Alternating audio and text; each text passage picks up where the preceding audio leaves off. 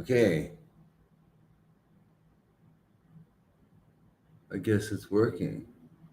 All right, cool. Let me close this. It's too bright. Too bright. Come on, come on, come on.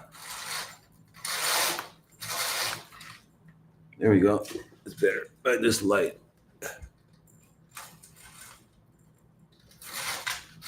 Okay, cool. You know what? I actually would have been on time today, almost, but I couldn't. It was a technical issue, as you can imagine. That's my problem. Technology. But I'm here. Yay! All right, and it's freezing. Hold on one second.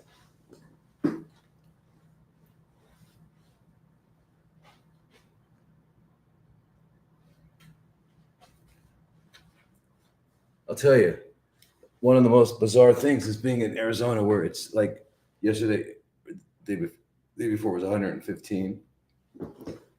But anywhere you go inside, it's freezing. So, it's pretty bizarre. So anyway, welcome to Sunday Night Live in beautiful downtown exotic Mesa. No, we're not in Mesa. We're in Tempe. And if you're in Arizona, you don't just say Tempe. You have to say Tempe. Tempe. I don't get it quite right. Anyway, good evening from the Catskills. Right. And then Swadikap Tukon.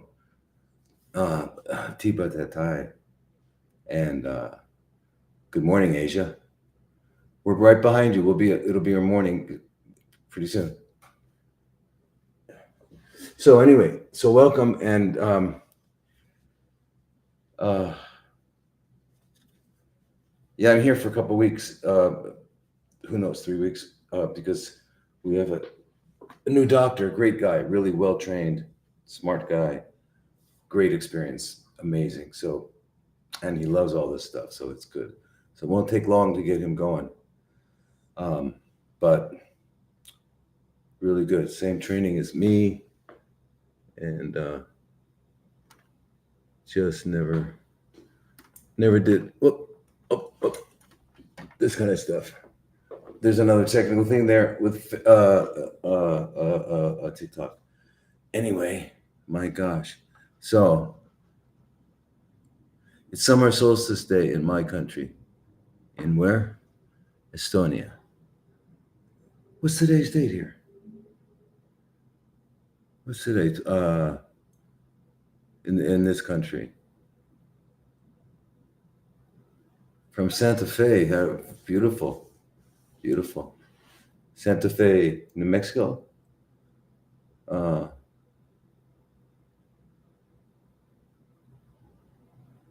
Virginia. Very cool. Hello, everyone.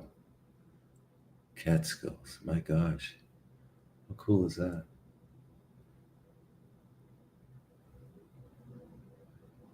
Lodi Pacino. What's Lodi Pacino? I remind you of Al Pacino. He was always angry, wasn't he? And anyway, so here we are, and let's do some questions. All right, and I just want to remind everyone about all the stuff. Of course, I'll find it. There it is. Yay. Okay. So anyway, please remember, if you've got a current situation with CFCs or someone you know and care about does, and you're in the U.S. or Canada or Western Europe, places like that, South America or Mexico, come up here to Arizona to an Oasis of Healing, or give us a call. Easy to find, stopmakingcancer.com. Don't even have to write that down. Just stopmakingcancer.com. Anyway, it redirects you to our website, and you can get the phone number and call and get started right away. Because I'm not going to be doing one-on-one consultations anymore, just because I don't have any time. I'd love to, because they're beautiful. I love it. It's a fantastic experience for me. And but now that we're opening in Thailand and then here and then. So anyway, plus I think we can get a lot more questions answered and people helped by these 3 groups. So remember, the 3 groups we have are health and healing group, and we're going to just talk about general health and as I said, everything from fasting to eating superfoods like kale and not worrying about oxalates. We'll talk about that. Why? We'll talk about we'll talk about things like I don't know, eating corpses and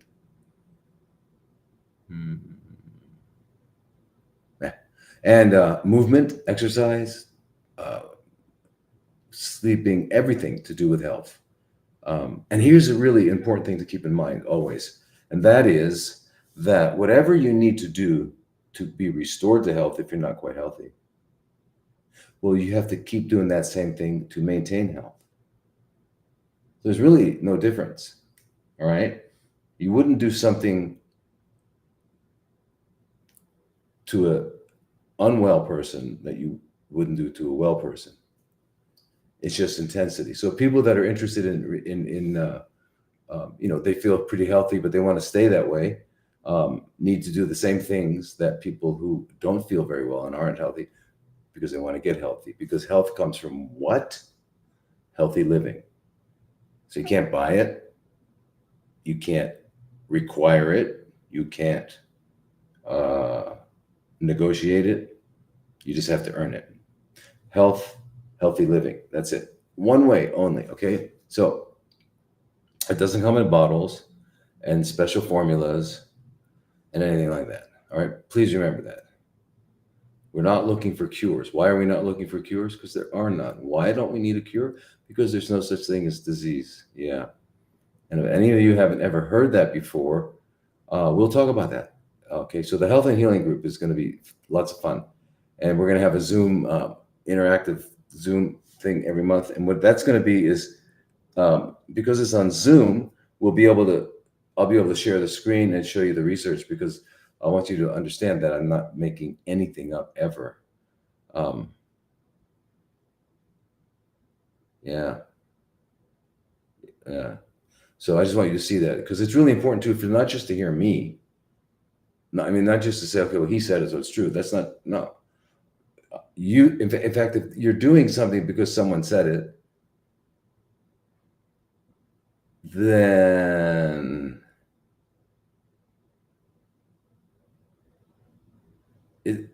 you're not going to get the full benefit. Because one problem I always have with people, not problem, but observation and challenge, is that people are saying, oh man, I'm taking all these pills. I got to take these pills. So, I keep them in my pocket, because I do the same thing that I recommend to others. I do. So anyway, I reach in my pocket and I got all these pills, because I'm not worried about germs, because there are no germs.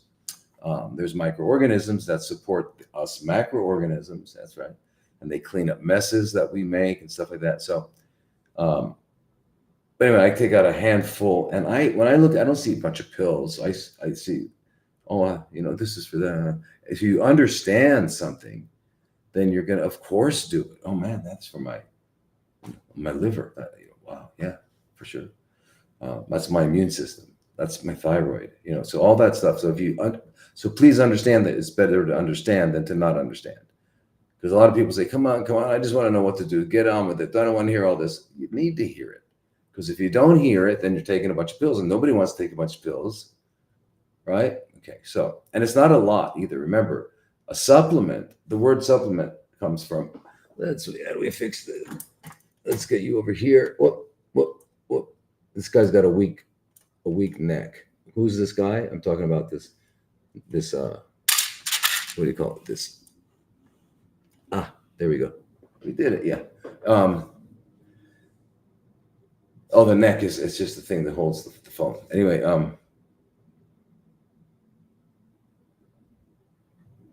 Oh, yeah, I'm saying people taking pills. So to understand it is really important, necessary. So learn, figure out what it is, and don't rely on others, right? A lot of times, people, if you're not well, some people come to centers and they're really not well at all. They can't really think too well, and they've got a helper, and that's good. You know, the helper, and the helper will do all the thinking for them until they are ready, until they're feeling better, and they'll be feeling better soon, right? Because that's what happens when you do healthy things and you get rid of um, all the toxins. Hmm? Because remember, well, I don't know if you keep in mind something. There's really a really good book. You got to find the original version. It's called Toxemia Explained by John Tilden, MD. I think it was published in 1915. It's called Toxemia Explained. It's really a very important book, but find the original. Don't find the new what do you call it? The new edition or whatever they call it. They changed the language a little bit because it was written in English, American English. It's not really English then; it's called American, but it's not proper English. It's just American. But in those days, Americans had a much higher working vocabulary, um, understood the rules of grammar and syntax, which is part of grammar. Um, and yeah, so the words, when you read a book, even a novel from 1910 or 1880 or something, it's in a much higher uh, level of American English. So by reading his original, it's really good. So what they've done is they've dumbed it down, right? For people who like to write for you, because it takes too long to write FORYOU, way too long. And I don't have time for it. I'm just saying for you, right? So people we've come to that, right? We've come to that, right? Actually, if I get a text message with that kind of symbols on it, I don't answer it. I'm not going to reinforce the degradation of our language. I'm not going to reinforce it, nah, at all. And we've already degraded it enough, right? So we're dumbing things down. But anyway, get the original Tuximi explaining. What he'll explain to you, and what should become clear, is that as we age, I don't know if he goes into that really. That's kind of what I've concluded, but it's the accumulation of toxins, right? So just for an example, just imagine when you were young, 8 years old, 7 years old, your bowel movements were well, I don't know today. Today people are whatever they eat. So, and there's a lot of obese children. So it's maybe a different thing, and they're not eating food.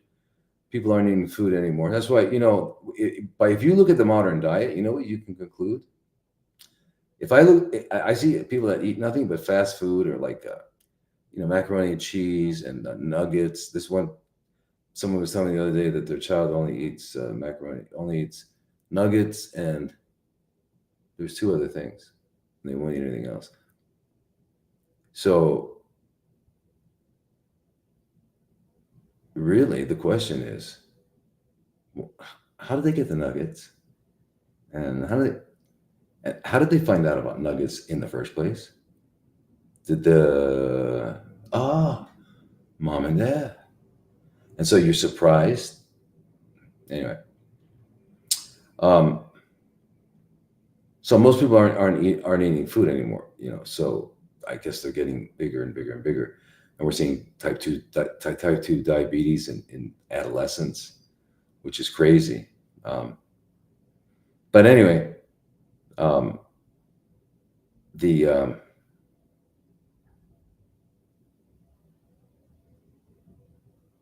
what was I saying?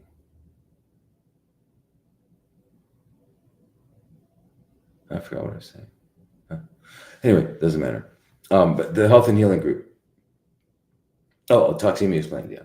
Anyway, so when you're young, 8 years old, 9 years old, you have really large bowel movements. You go frequently, several times a day. You'll notice it shrinks, not only in volume but frequency. And so as you're getting older, you get your 20s, and some people are lucky to have a bowel movement a day, and it's small and all that. And if you consider the fact that we have 1.5 meters, or also known as 5 feet, of colon, which is full of feces, and you're having a bowel movement this big or this big once a day, well, that means you only have this much left inside of you. And it impacts the body in many, many, many ways. But that's one thing. And then, but not only the sweating, the breathing, and the urination, all the other the major organs of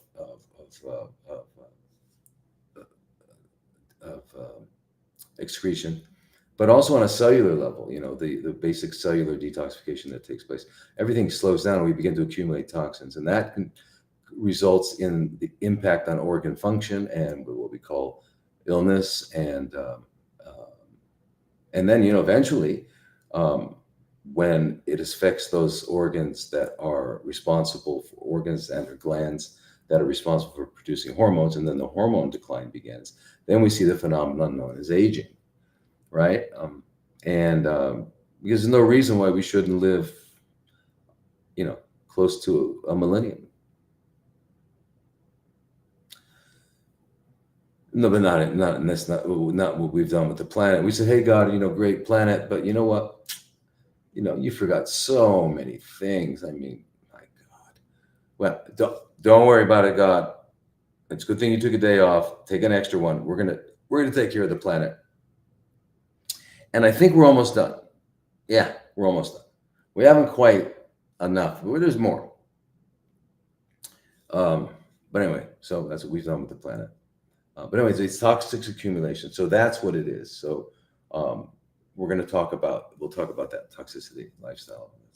It's going to be a great group, and that'll be and we'll have once a month. We'll do a talk, or I'll give a brief talk, and then we'll have interactive. You'll ask the questions live. You don't have to send them in. You ask them live. Then the parasite group, and of course, what are we going to talk about? Parasites. Is parasites a problem? Oh my God, parasites are a problem. And they're not just what they used to be, because now we have the help of, we have the help of, what's his name? William Henry Gates III. He's still in the picture, although they're getting rid of what's his name? King George. Getting rid of him, and they're getting rid of Klaus the Slav. But I guess they're going to put in a new group now. But anyway, I think they're all doing something to the parasites, because we're now starting to see them as they're synthetic. In other words, they're half biology and half robot, nanobot. Yeah, I mean, it's like, it's a movie that you didn't want to see, that if the movie was playing and you could read what it was about, you wouldn't go in the theater. Anyway, we'll do the same thing in that group, and we'll go specifically about parasites, and we won't talk about all the other stuff, like about the CFCs or anything, so we can really focus on that, right? And what do you recommend for parasites? Yeah, we're going to talk about that. You guys need to really join. Yeah, that's it, Gates. Yeah, we really need to join that parasite group. And if you got the parasite group, you automatically have the health group, health and healing group. But that's, again, once a month, and there's going to be lots of content. We're going to have a special line that we can all talk on. I don't know if it's going to be Telegram or Signal or what, but it'll be a thing where we can have live interaction all the time, and ask questions, or tell people, just a place to share information, a forum for us all to share information in both groups. And then the third group will be the CFC, chronically fermenting cells. And we all know what CFCs are, right? They're chronically fermenting cells, right? Has nothing to do with astrology. It doesn't happen, because, even people that are like Sagittarius can get chronically fermenting cells. And even people that are Gemini or Leo or Libra, all of them. Okay, so the whole thing, right?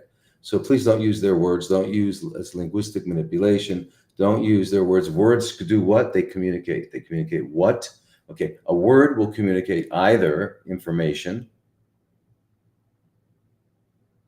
or emotion. Some do both, like love. Yeah, you get both of that. Yeah. But the word chair, man, there's not much emotion with a chair unless you had a very special experience on a chair one time. But other than that, chairs don't usually carry much more than information, the word chair.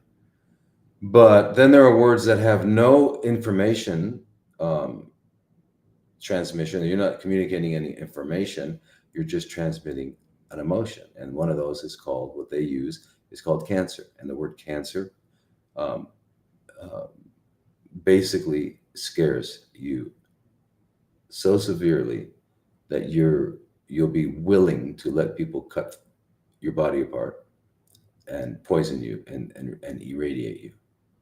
So things you would never allow anyone to do. Only fear could make you do that. And why are you afraid? Because that word, if you looked it up, it doesn't mean anything except what it's come to mean by the Rockefeller clan. Um, and that is death. It's become synonymous with death. So that's why we don't like it. Okay. We don't like to use it because it makes you so afraid. Now remember, fear directly and immediately stomps on the immune system, shuts it down, not completely, but enough that you can't heal. So as long as you're afraid, you can't heal. So I want you to think about that. You've got to avoid being afraid. You've got to get fear out of your mind. So first of all, you're going to use that word, because that word, when you hear that word, that's it. I don't care if it's used casually or whatever. All right. And it only communicates you're going to die. And you're not. You're not. It's not at all what this chronically fermenting cells are. That's all they are. And once you understand what they are, you can say, okay, well, how did they get that way? Oh, yeah. Oh, okay. Oh, and then we can take care of it. Right. But if it's the word cancer, it's like, what? It's this unknown monster. And that's what it is. And like, oh, yeah, there's nothing we can do. And yeah. And it's genetic. It was in your family. It's genetic. Yeah, it's genetic. Oh my gosh. 1 out of 2 in the United States, 1 out of 2 men and 1 out of 3 women will get it in their lifetime. That means we should all have one parent, at least one parent, and one of our grandparents should have had it. It's just not the case. So how's it genetic? Well, it skipped a generation. Ah, like BRCA. BRCA can skip a generation. Can you imagine that? Can you imagine? Isn't that, when I heard that, I thought, oh my gosh, that BRCA gene is not too bad. It's really kind of cool. It skips generations. Ridiculous. Ridiculous. The problem is with most allopathic doctors, right? The medical doctors, the mythology doctors, actually, I think they believe what they're saying. I think they do. Yeah. But don't you believe it? So one of the best things you can do for your health is to stay away from doctors. Yeah. Stay away from doctors because I'll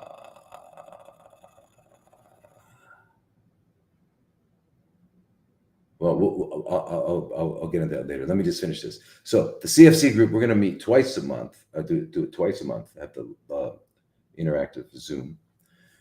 And of course, with all groups, I'm going to be adding content all month and maybe do webinars. And we haven't decided on all the things, but there'll be lots of postings and other kind of information, and we'll be interacting on our live chat and all that. And plus, the CFC group automatically is in the parasite group and the health and healing group. So it's going to be fantastic. And we're almost, I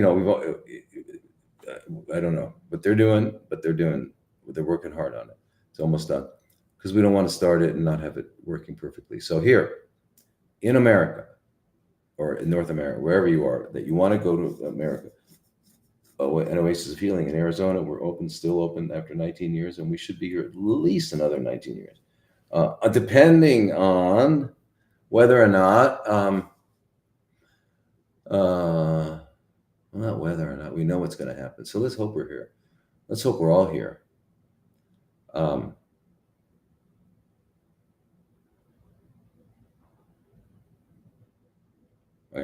Then and then anywhere else in the world, remember Oasis Healing Asia is opening. We're opening soon. We thought it was going to be July, and due to circumstances beyond our control, no, due to the fact that the licensing thing, it's very weird. You got to they do this one time a month, and anyway, so because of it's just really weird. So we're going to be ready, but we can't open until we get the license for the place. So sadly, it's not going to open until August. But it's going to be fantastic, and fantastic team, just like Oasis over here, fantastic team. So anyway, so if you need that right away, because I can't, I'm only doing the single. Now, by the way, in the CFC group, we can talk about your situation. In the Parasite group, we can talk about your situation, if you don't mind the fact that there'll be others listening. And they don't have to see your face. You can get a Zoom account with some other name on it. Just use another name or something so that you maintain anonymity. But if you want, if that's important for you. But we can talk about different things and specifically for you to turn that into. So to drlodi.com, drlodi.com.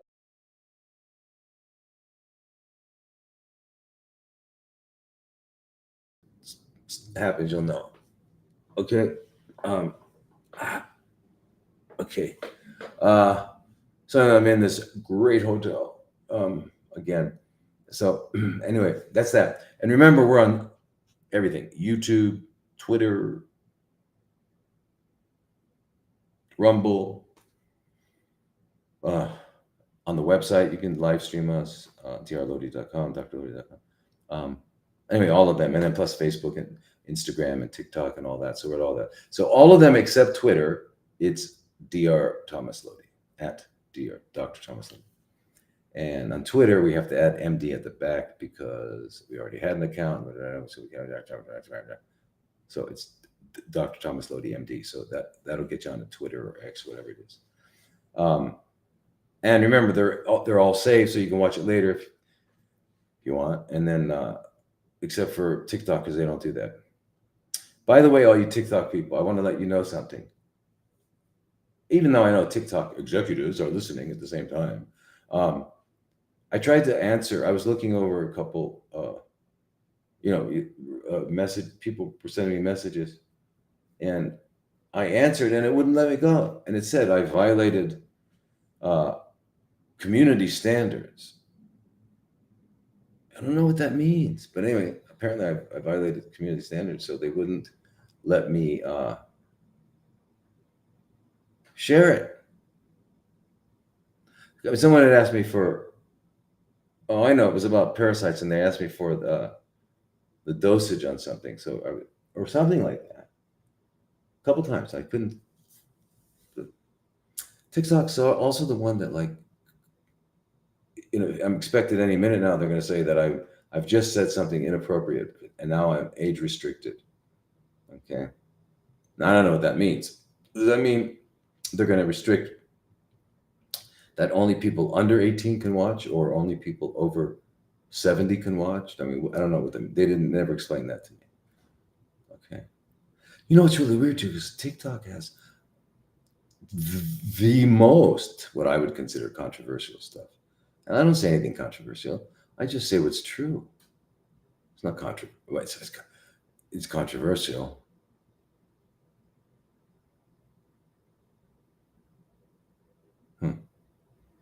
Everybody's got an opinion. I realize something. Who has opinions? People that don't know. Then you can have an opinion about something. But if you know, it's not an opinion. It's not my opinion that 2 + 2 is 4. That's not an opinion. Right? Okay, so if you know something, it's not an opinion. If you don't know and you're just kind of guessing, that's an opinion. All right, let's get going on.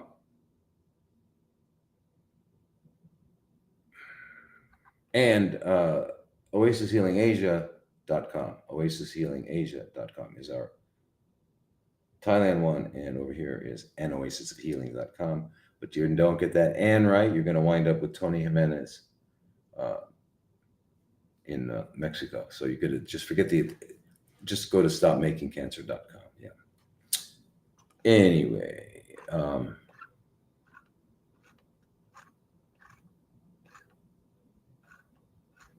right. So here we go. This is Lisa, and they were doing this. Uh, especially for Lisa because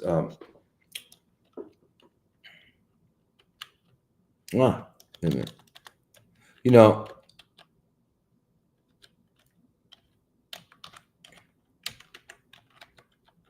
anyway. So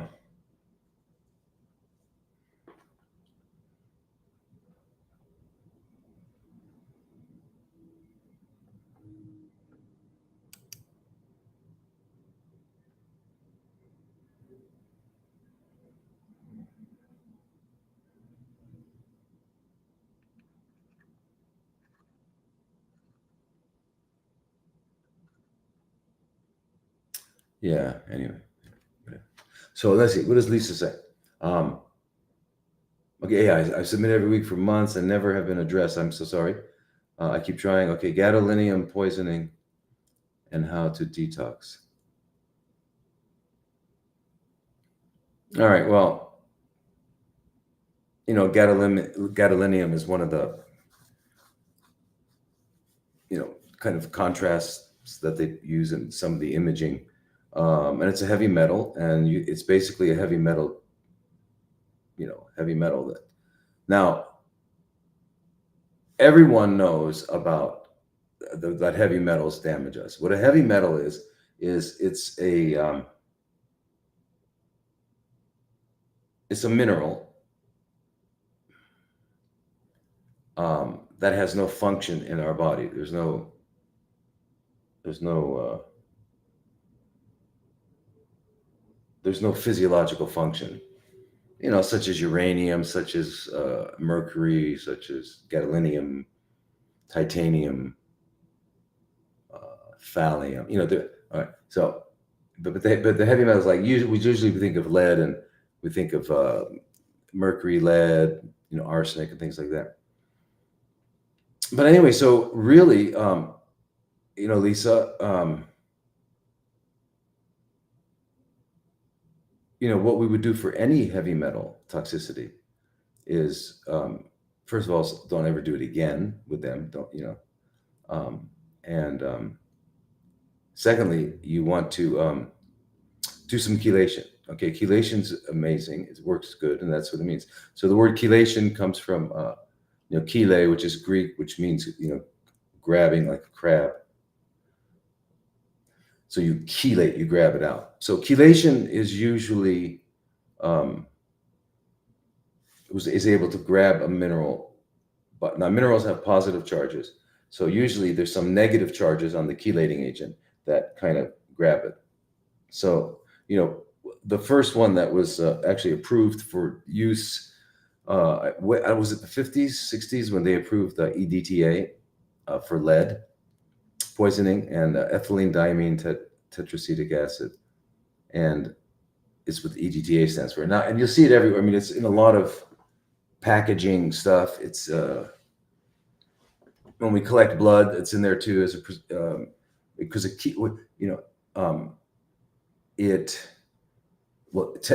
ethylene diamine tetra for acetic acid, so acetates, which have a negative charge. So if there's a mercury around there, it gets stuck. If there's a lead, gadolinium, so they'll get stuck in there. They get held, and then they're taken out, and you urinate them out. So they get them out of your body, and sometimes with chelation, like for example, if someone still has mercury in their teeth, they don't want to do chelation until you get them out, because otherwise might get some from your tooth and drop it off in your brain somewhere. You don't want to do that. So get it out of your teeth first, and then do the chelation.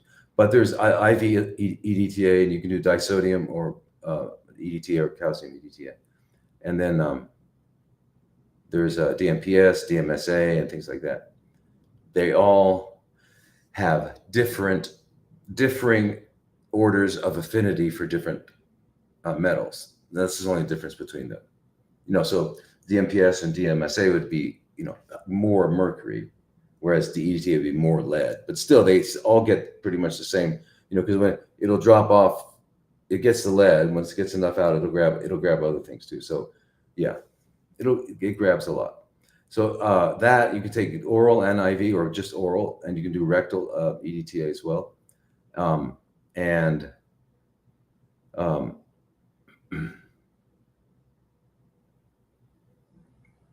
and you can take oral DMSA.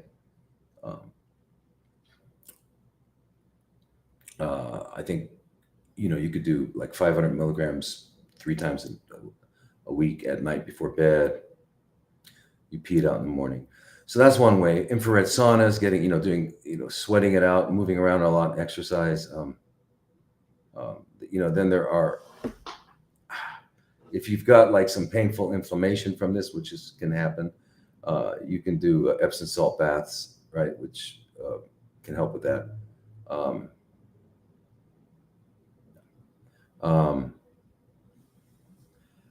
And there are some, of course, there's some chelating plants like chlorella and chlorella. There was a controversy about chlorella at one point of having was it lead or mercury? They thought, I can't remember. It was back in early 2000s. But it turned out because it was grown in that kind of environment, because it'll grab it out of the soil. Anyway, so that's there's different kinds of plants that you can use. Cilantro, garlic, things like that are chelating agents. And then, of course, N-acetylcysteine, which is going to increase your glutathione production in your body, which is going to help you with detox when you get the effects of it. Alpha lipoic acid is another very helpful.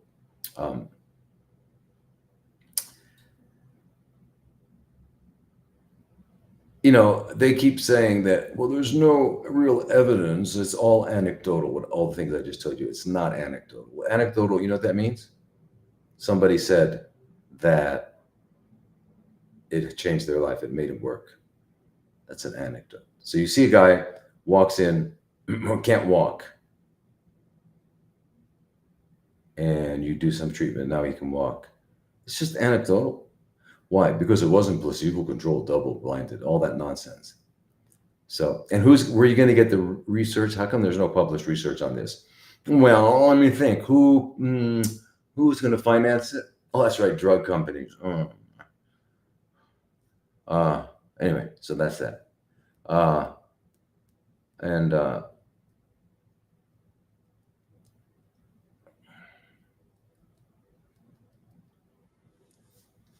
Anyway, so that's that. There's a new thing that's being experimented on. So I wouldn't go with that right now. But you've got to just do those things. I don't know how bad the gadolinium toxicity is. The other things for the inflammation is I would absolutely get a hold of Valasta, Valasta, and take that. Make sure you're getting plenty of vitamin C, A, and D. Get your hormones balanced. Melatonin at night. In fact, you know what? You do the same things that you would do with any condition. The only thing that you do extra is maybe a little more chelation. But other than that, you want to get as healthy as possible. Get rid of toxins, other toxins, not just the gadolinium, right? So, anyway, that's that. Now, Kristen says, my dad is suffering from Parkinson's and falls constantly. He also has a history of myeloma. He is existing, not living, and I know he can have a better quality of life. And I hope you can help us. Well, yeah, Parkinson's. I'm not sure if you've all ever seen Parkinson's, but seen someone with Parkinson's. But it's basically due to the destruction of the nerves in a certain part of the brain called the substantia nigra, which kind of coordinates a lot of movement and things like that. So people get it's called bradykinesia, where they get like a stiff face and their muscles don't move very much like this. So even when they looks like they're not smiling, it looks like they're always angry, but they're not. Uh, they get a tremor at rest. Uh, they start walking like they can't stop walking when they start to walk, and they have to sometimes run into a wall. The wall will stop them where they fall. Their balance is way off, and also some cognitive issues, right? Because basically, what happens in Parkinson's is that you lose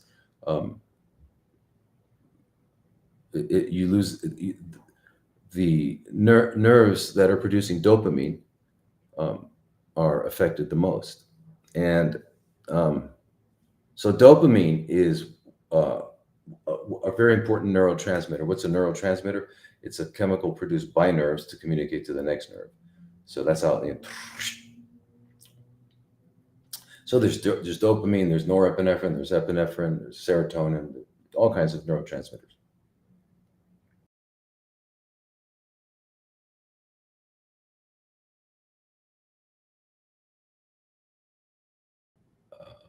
Producing cells are in trouble, then then you have that area of your brain's not going to get the dopamine, and the brain's not working very well. So you get all these problems. You're stiff, and it's terrible. They get really stiff, and they just sit around, and it's like they're trapped inside of a body. It's really terrible. They talk about the cognitive issues, but I'm not so sure if we know, because imagine if you were like couldn't move and you were stiff and all that. I mean, I'd be kind of bummed out, and who knows what if I yeah. And if you're really bummed out and all that, you're not going to think as well as you did. So I don't know. But anyway, so anyway, so anyway, so what they usually treat Parkinson's with is, like things that help you produce dopamine. And what happens is, you finally get to the point where they don't work anymore. That's what happens to it, right? So usually the idea is to start those medications as late as possible, delay it. But anyway, so there's really no other good treatment for that except this. Okay, so that's Parkinson's. Now so the cause, what's the cause? Well, again, toxicity, like everything, and toxicity. But specifically with Parkinson's, there is pretty much. I think it's conclusive, but of course, they don't. If you look at the research papers, we still don't know. Pesticides, herbicides, fungicides, all those things, right? It happens more in men for some reason. Anyway, it's like 1% of the population, though, but it seems to be increasing. I guess. Are we getting more pesticides and herbicides? Yeah. Yeah, I mean, when we test for people's environmental toxin exposure, everybody has glyphosate through the roof, and that's just one of them. Other ones too, but anyway, so apparently that's what does it. One of the main things that can get there, but it all if you've got a lot of mercury in your mouth and exposure to pesticides and stuff, so. And then now we're really in trouble since they spray the skies, right? And we know that they're called chemtrails. Am I going to get kicked off for saying that word? But all right. So and you might say, well, I've never seen it in our community. Well, maybe they're doing it at night. They wouldn't do. Yeah, they would, and they do. But anyway, if you see vertical and crisscrossed clouds that don't go away, that's not natural. Yeah. But anyway, so Parkinson's, Alzheimer's, MS, multiple sclerosis, there's a lot of neurodegenerative conditions. Um, but um, but there's really no ways to treat it except for what you've got to do is you've got to get the brain to start to heal. Right now, one of the things that I used years ago, and it works really well, is intravenous glutathione. Uh, you take away the symptoms like it's amazing. Someone walks in very stiff and they have that shuffling gait, and gosh, 15, 20 minutes of the IV and they're like almost feeling normal. It's amazing how good it works. But the problem is it's short-lived. So then we started looking at how do we get it long term. So I had a compounding pharmacist trying to figure out how to make suppositories. So maybe it could, you'd have to use a suppository several times a day. So glutathione is really good. And then by taking oral NAC, that's going to help the cells make it. But the problem is the cells in the substantia nigra, which is a part of the brain associated with Parkinson, aren't working well. So you might not be able to stimulate the production of it. But by getting it IV or rectally, we're looking at that. But the other thing is this. Remember, and there's been studies on this, that ascorbate, you all know ascorbate vitamin C. Well, one of its normal functions, just when you have enough physiologically, remember all animals, all creatures make it, plants, microorganisms, trees, fish, frogs, reptiles, amphibians, and all the mammals except for a few of us make it. So they don't need to get ascorbate, right? They make it so it's not a vitamin C, right? Yeah, glutathione suppository is definitely better than paying for a drip. Absolutely. And the problem is to get a compounding pharmacy. The compounding pharmacists, when I first started, working in this area, would do anything we wanted. Now they're so afraid because they've been shut down. The Fraud and Death Association is coming after them, and they're shutting them down. TikTok, University. Oh. Anyway, they used to do lots of stuff for me. Like, for example, I used to get them to do sodium butyrate, or butyric acid suppositories or enemas. And now, no, they're afraid to do it. They're afraid. So if you can get someone to make a glutathione suppository, that'd be great. The problem is you have to put it in a lot, but that's okay. And if you can get it, if you have the suppository is produced correctly, you'll get a good absorption. That's definitely going to help. Orally, remember, you can't take glutathione orally because it's a tripeptide, right? It's 3 amino acids. So when it gets into your stomach and it'll be like it won't ever arrive. It can't. Plus, we can't absorb more than 1 amino acid. We have to break proteins or peptides down into single amino acids. Then we can absorb them, and then they go into our amino acid pool, all that, and then they won't necessarily get reassembled into glutathione without the proper enzymes. So, the idea of taking it orally doesn't make sense. But that's why taking NAC, N-acetylcysteine, because that's the rate limiting amino acids that we need. If you get enough, because we got the other ones, right? Glutamine and glycine, we've got plenty of. You don't have to worry about that, but it's the cysteine. And so by taking NAC, you can do that. But it's only going to be able to affect cells that have that capability of making glutathione. So that's why with Parkinson's, you want to give the IV or suppository. But suppository, it's not quite as good, of course, as the IV. So, anyway, so I was talking about ascorbate. Now, the thing about ascorbate is it's necessary to make all the neurotransmitters, right? And so what's amazing about it is that, actually the brain is when we look at the, of all the organs, it has the highest content of ascorbate, like, than all the other, than the rest of the organs. So it's got a lot, right? Um, and the it's ascorbate is a cofactor, like it's a necessary part of the enzymatic system that the neurons have to make, right? That are very important, right? So, and it's called biosynthesis. So the biosynthesis of collagen, right, which is our stuffing, the stuff that, so we have shape. If you didn't have collagen, you'd be like that. Um, and but collagen, carnitine, L-carnitine. Carnitine is the molecule that escorts fat into the cell, to the mitochondria, so that it can be used for fuel. So it's pretty important. And of course, tyrosine, which becomes, certain kind of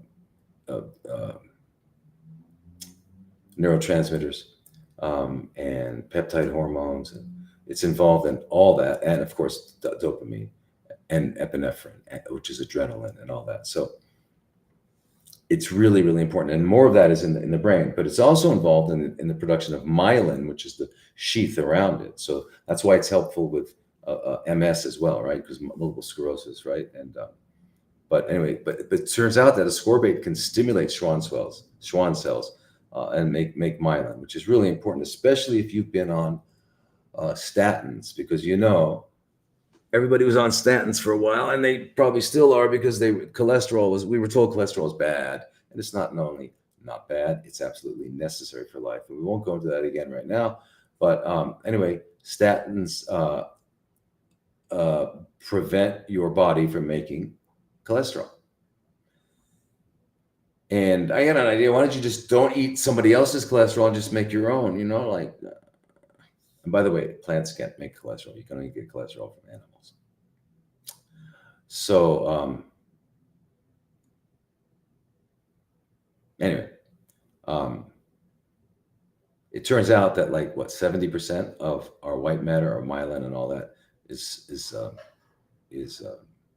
cholesterol, which means that it helped us understand why we look at the rising increase in Alzheimer's, and it seemed to parallel with the use of statins. I don't know, I can't imagine, but it's pretty interesting.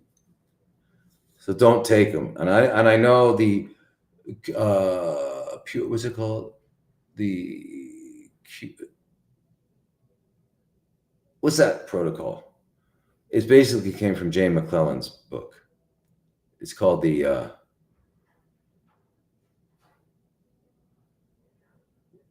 wait, so you're Dr. Lodi? Because the initial comments were that of a viewer. No, I'm not writing on there at all. Anybody, I'm not writing any answer. I'm not answering anything right now. So anyway, okay.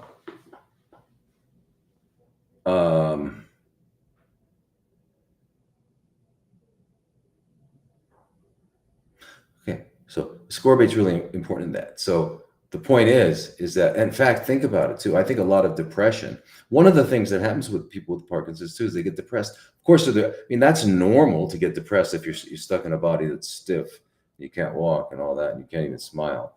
Yeah, that of course that would make you depressed. But all the antidepressants increase serotonin levels, and that gets you happy again. Well, there's two ways serotonin levels go down. One is you don't get enough ascorbate, vitamin C, which none of us do. We're all walking around chronic subclinical scurvy. Secondly, our microbiome in our gut is terrible because it's eating what we eat. So we don't have the people we want, the organisms that we want, and especially the ones that make serotonin. And 90% of our serotonin is produced in our gut. So that's a pretty important part of it, right? The other thing that vitamin C does is all the any of the, like for the Parkinson's and the pesticides and all that, all the free radicals can be quenched by vitamin C. Vitamin C quenches superoxide radical, quenches peroxide, so it can quench all those things, right? So it kind of slows down any kind of progression, right? But the best thing that has been found for Parkinson's and even other neurodegenerative like Alzheimer's is exercise, movement. Amazing movement. Yeah.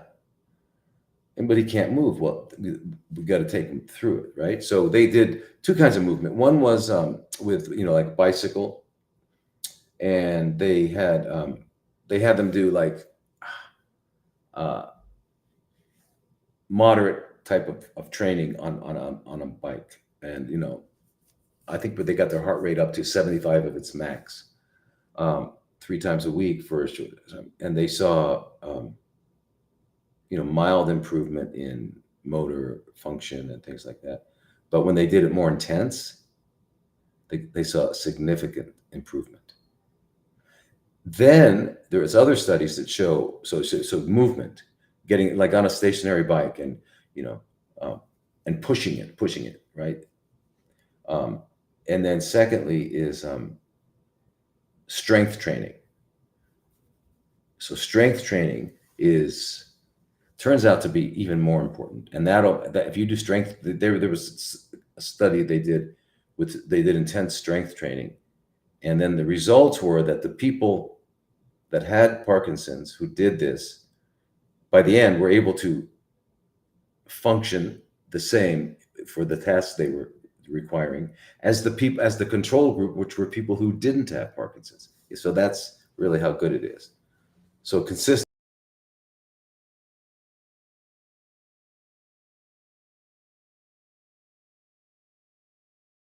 That exercise, if you look at it, I don't know if you saw the podcast, but you can find it on my website, drlodi.com, under podcast with Darren Strabane. He's the kinesiologist that we work with.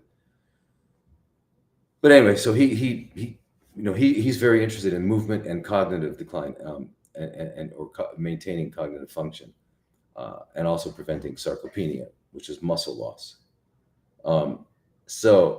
And a lot of people think they have the chemo brain, as they call it, and it's not only chemo brain. You also remember when you have been told that you have chronically fermenting cells, they don't say it that nicely. They don't say it that precisely. They tell you that you got you're going to die if you don't do what I say. And what do you say? I say we got to cut you up and burn you. Oh, that's not going to make you like what? Stunned? Yeah, my cognition is going to decline. I'm going to be kind of stuck. But anyway, so you combine that with the drugs and all that, and you have some definite cognitive decline. But this helps it. And why? Because it stimulates a brain-derived neurotrophic factor, which is a chemical produced by the brain that helps the neurons grow.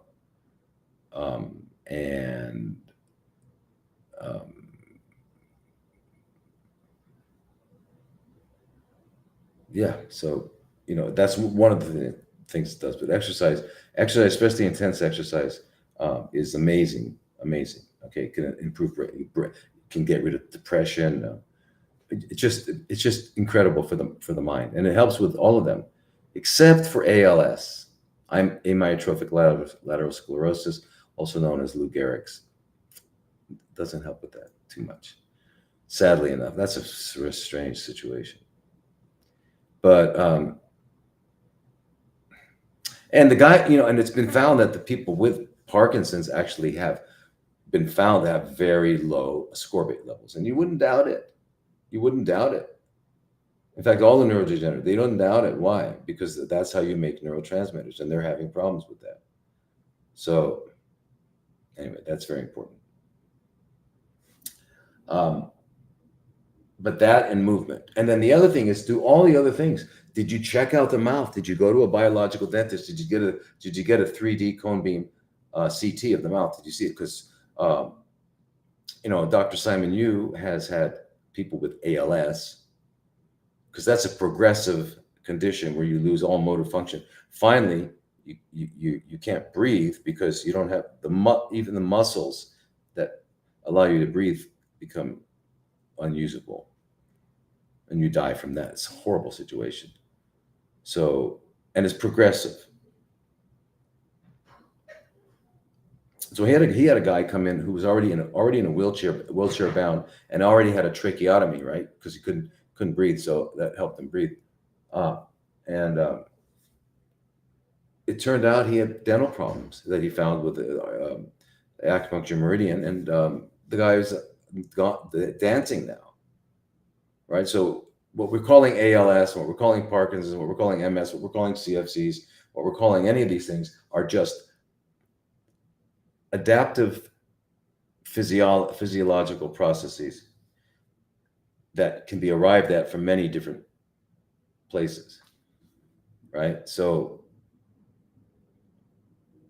check them. You've got to get a biological dentist, 3D cone beam. You got to get all that fixed. Because if there's anything going on with your brain, you got to check the teeth, because right, root canals, extract the teeth, whatever. Gum, gingival problems. You got to check it. Look, I have 2 podcasts with me and Dr. Emma Rami on the podcast, the section of drlodi.com. Look at the second one we did, because we get more into infections and their effect. Infections with root canals, the cavitations, and the gums. So you got to do that. And so Parkinson's is just like anything else. You got to do that. You got to do juice cleanse. Got to clean out the colon. You got to do lymphatics. It's all the same. You got to get vitamin C. You get ozone, movement, all the same. But in this case, you're going to need. There's going to be some differences, like the IV glutathione and stuff like that. So. But that's what would help you. Your dad doesn't have to be like that. Right? So now here, this is from Brent. And he says, my 3-year-old son has been diagnosed with ALL leukemia. It's the most common childhood leukemia. We read about parasites causing underlying issues, gave him ivermectin and papaya seeds, and he pooped out a bunch of what we think are liver fluke parasites. What's our next step, and how can we get a second opinion on his leukemia diagnosis to stop the chemotherapy treatment if it was parasites? All right. Now, liver flukes, those are not seeable. They're very small, microscopic. So you wouldn't have seen that, but you saw some other stuff. I mean, yeah. So, but and specifically with ALL,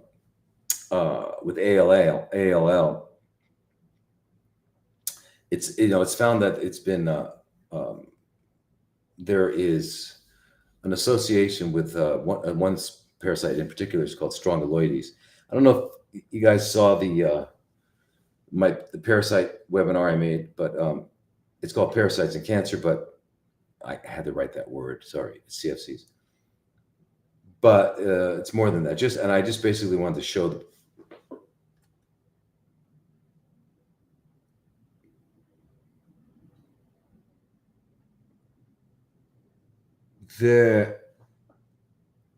we have detected inactivity during your current life. Complete the verification to continue your current life. Wait.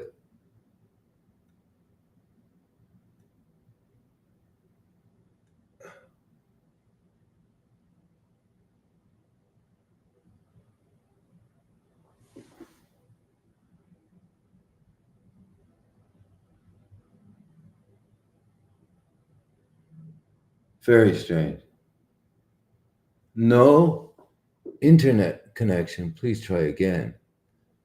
Well, then how come all the other stuff's working? There is an internet. Refresh.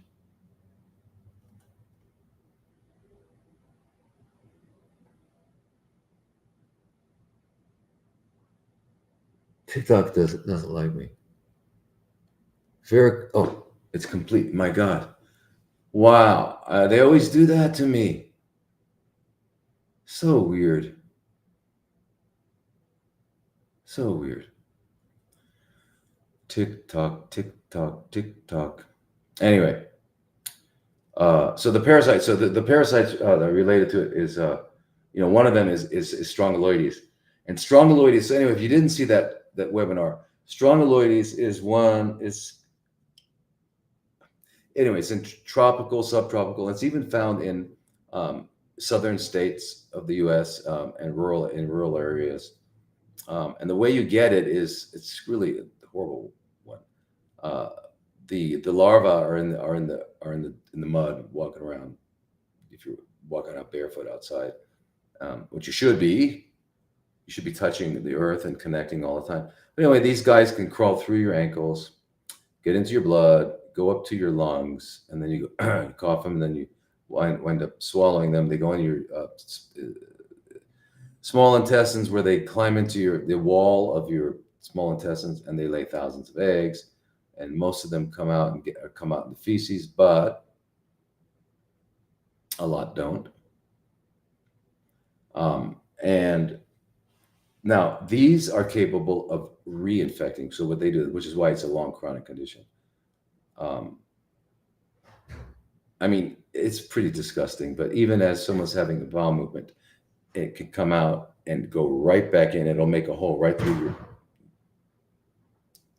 the skin on your butt and go right back in. They're pretty disgusting. But anyway, there's, in fact, some places say anybody with ALL needs to be checked. But here's the problem. There's other ones too. There's Toxocara, which is found in dogs and cats. And again, it's in the soil, and they get it, or we can get it from either the dog or cat or from the soil, and all that. So, and the relationship with them. Now, the problem is there's no place you can go for a second opinion, because there are no. I'm too relaxed. You're too relaxed. Well, too relaxed. If I was too relaxed, I wouldn't be doing it. Anyway, there's no second opinions out there, because they're all first opinions. Millions of first opinions, but there's no second opinions. You're not going to go find someone, and I don't know of anyone who works with children who would do that. The other thing is, even what they say is that with, for example, if they check for strongyloides or one of any of them, they say that they only get about 25% of the total, 25% of the ones that actually are infected. So I don't know how they know that, because they would have to know how many are actually infected. So how do you have 25% of an unknown number? But anyway, that's what they say. So, but that's, okay, well, at least they're admitting that. But the truth is, everyone's got parasites, and those are the ones they've identified. But there could be all the other ones. So you're not going to find someone. They're not going to be able to diagnose it, and they're not going to take off the diagnosis. Once they give you a diagnosis, I'm telling you, it's a spell. Now, I don't know how serious his situation is or anything like that. So I can't really comment on what else you could be doing and how else you can get away with it. But I do know that, unfortunately, in this country, in the United States of America, the greatest country in the world, the freest country in the world. When in that country, if a mother or a father or both take their child to any place other than conventional oncology, the child will be taken away from the parents and forced to get it anyway, chemo or whatever. Can you believe that? Yeah, I mean, I guess you can, but so that's why we've never treated or worked with pediatrics, because we couldn't. I think we tried once, and somebody, got that big. Said, no, I'm not going to do that. And I remember way back when they took the child away from the parent, because the parents were giving the child raw food. What? Yeah, I mean, yeah. So I'm not sure where anyone ever got the idea that this is the greatest country. I don't know. Compared to what? Compared to what? And freest country. So anyway, But you could probably get help outside of this country. So I really don't know your situation, Brent. His situation, your son's situation. But but if you look at, and plus, even if they were able to say yes, it's caused by you have this. If you look at their treatment protocols, they give ivermectin. I think what is it? I forget, 12 milligrams per kilo or whatever. Yeah. For 3 days, 2 days, 2 or 3 days only. And then the second uh, medication they give is albendazole, which is just one of the benzimidazoles, but they get that for 7 days and just once a day. So they undertreat anyway.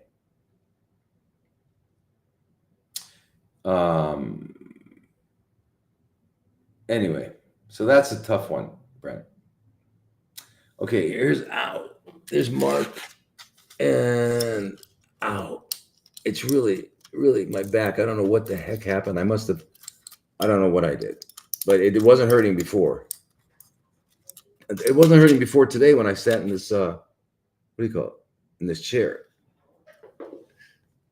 But actually, I've been sitting in this chair for a few days. Okay, so this is Mark's question. Tiny missing info regarding length of time you usually treat patients.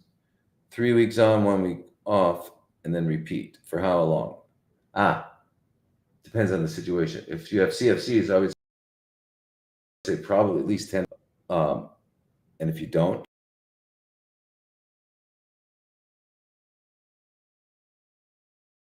it doesn't have any problems, and they just want to, but they know you've got parasites because you're a human being, you're living on planet Earth. Then I would do 6 rounds of 3 on, 1 off.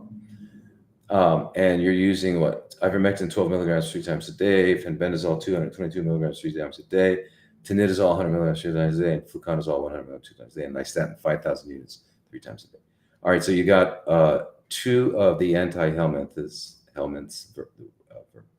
worms. You've got 1 anti-protozoal, that's tinidazole.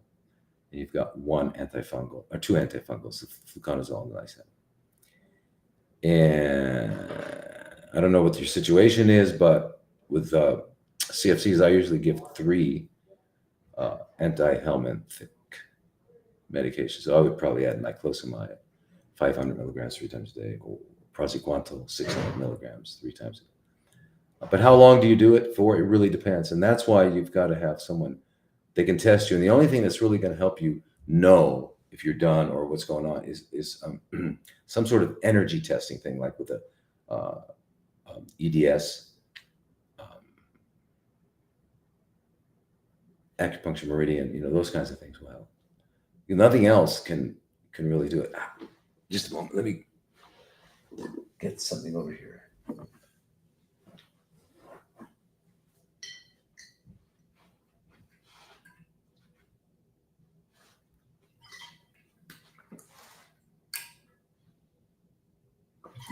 Where's the...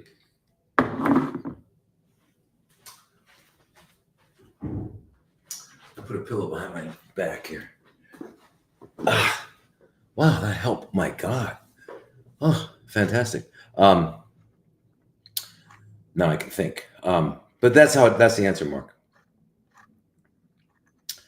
Okay, so this is by Precious. I have genital herpes since 2023. I have constant monthly breakouts. How do I get rid of it for good? I'm not on any medications. You stated before that I should take lysine 800 milligrams 4 to 5 times a day and double it 1 day. How long will this take? You said nothing else. Those pills are huge. Will that get rid of the herpes? I hear I should do a parasite cleanse. Will I get rid of it? If I do parasite cleanse.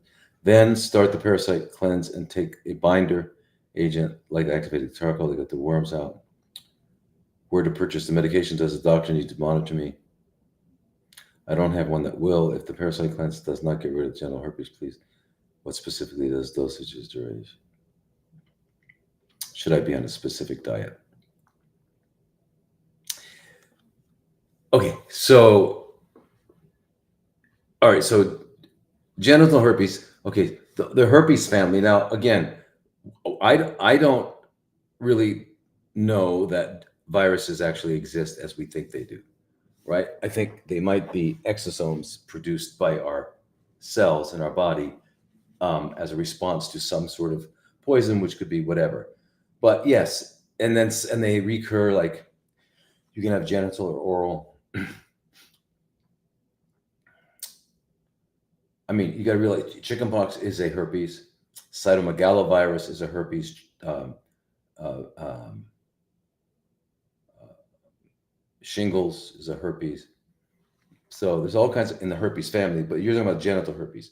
And genital herpes doesn't have to be type 1 or type 2. It used to be thought that type 1 was oral herpes and type 2 was genital.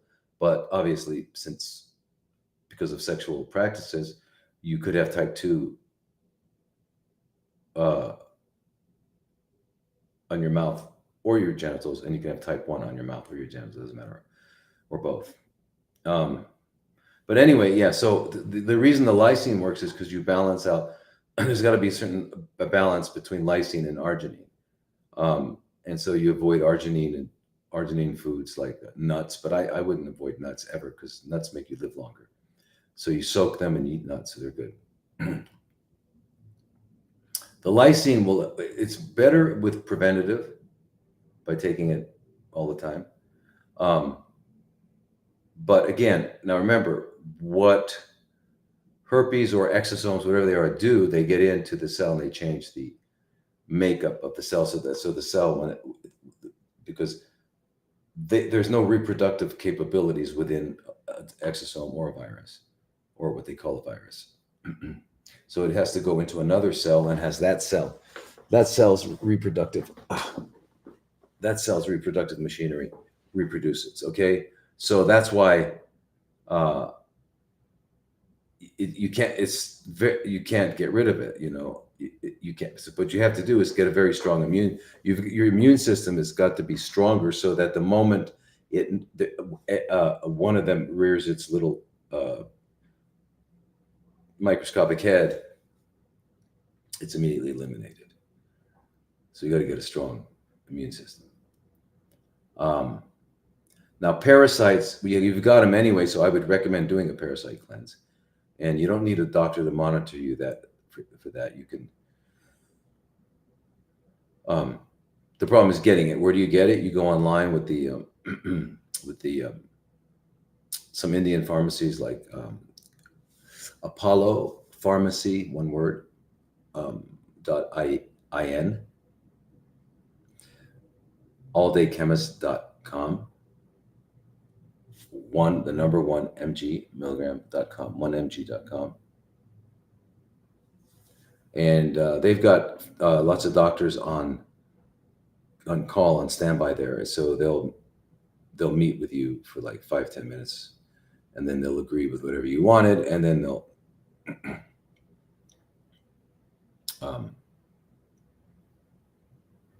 you've got the prescription from them. So you can do that, and then now remember, when you take a parasite cleanse, because you're asking about charcoal and all that, you could, but yeah, normally you don't see them. Only people with adult worms are going to be seeing them in the stool or anything like that, or even noticing them, because that's rare actually. Even though I'm seeing it more common, people are telling me more commonly they see it. But for the most part, you've got eggs and larvae and microscopic in the cell walls of your bowels or wherever, uterus, ovary, liver, spleen, lungs, brain. They can be anywhere. And the larva and the eggs you aren't going to see them. They're microscopic, so it doesn't work that way. So, but no, yeah. So yeah, you don't need it, and the durations and all that of the antiparasitic. So you just heard what I just said about the ivermectin, 12 milligrams 3 times a day, the fenbendazole 222 3 times a day. You could do mebendazole as well, 500 milligrams three times a day, or 100 milligrams, whatever they're selling in your area. Then You could do another one like niclosamide, 500 milligrams 3 times a day, or praziquantel, 600 milligrams 3 times a day, and then tinidazole, 100 milligrams 3 times a day, or nitazoxanide, which is Alinea, 500 milligrams 3 times a day, which is another antiprotozoal. And then an antifungal, fluconazole, 100, 150 milligrams, whatever it is, whatever they have in your area, 2 times a day. And again, 3 weeks on when we go. But it's not related to what we call herpes. Now, your immune system. Now, when you get it, you got to. Are you getting it mid-cycle of your, or you're 50, so you're not menstruating anymore. I don't know. Is it new? Did it just start come out? Because if you just got it, usually it comes out more frequently at the beginning, and then usually your immune system gets stronger and is able to recognize it. But you got to make your immune system strong. So get some thymosin alpha-1. It's a peptide, and give yourself it comes in a powder, in a vial, and it comes in 10 milligrams, and you reconstitute with 2 cc's of sterile water, and then you'll take a half a cc, which is in an insulin syringe, is 50 units, tiny little needle, and you do it in your belly, little easy, daily for 14 days, and then 3 times a week to get your T cells back up. Because why do you need thymosin alpha-1? Because as you get older, your thymus gland shrinks. And your thymus gland is how you make T cells, which is how you fight things like herpes. So, do that. And let me see something. Wait a minute. Where'd it go?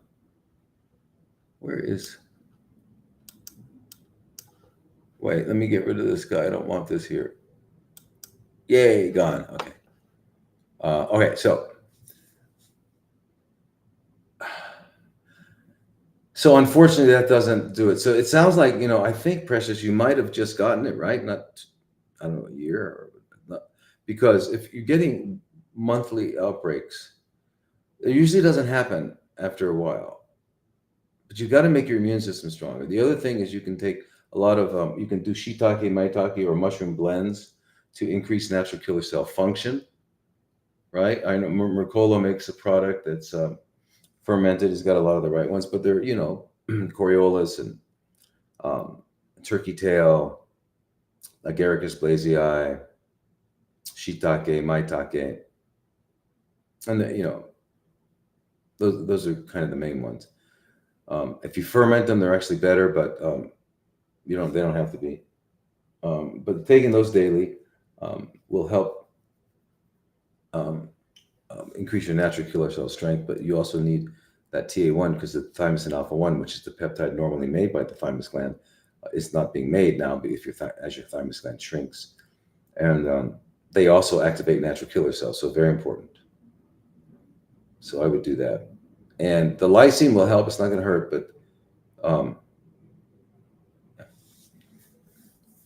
so remember, viruses, whatever they are, insert themselves. They're all of viruses is a glycoprotein coat, and inside some genetic material, either RNA or DNA. Okay, so the virus has no metabolic requirements, right? No metabolism. Doesn't eat, doesn't drink, doesn't breathe, produces no waste, cannot procreate. I mean, it's just genetic. It's just a ball of glycoprotein and genetic material inside, and a few enzymes, so it can get into the cell. And that's it. And then once it does, it inserts it kind of splices the DNA of that cell and puts its DNA in there. So now that cell, when it goes to, it just reproduces that same virus or whatever it is, exosome.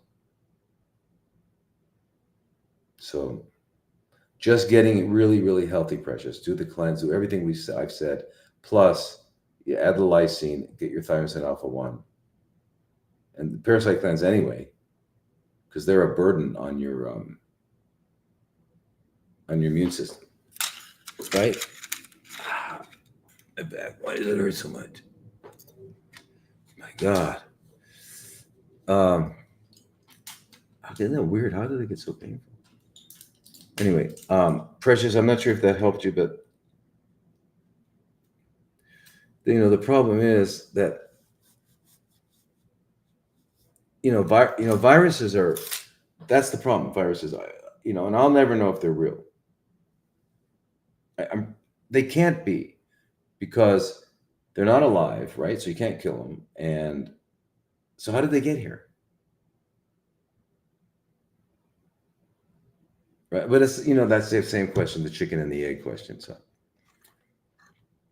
anyway, this is Elisa.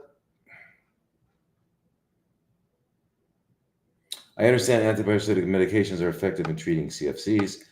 They are not readily available in Canada. Where can I get them from? Yeah.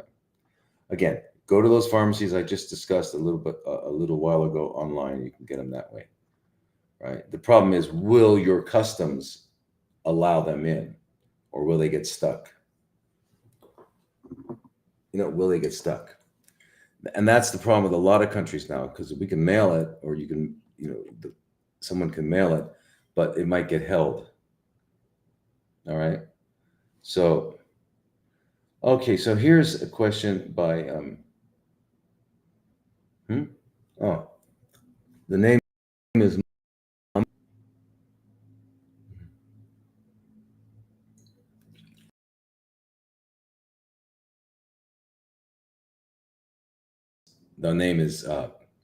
insulin potentiation chemo. Anyway.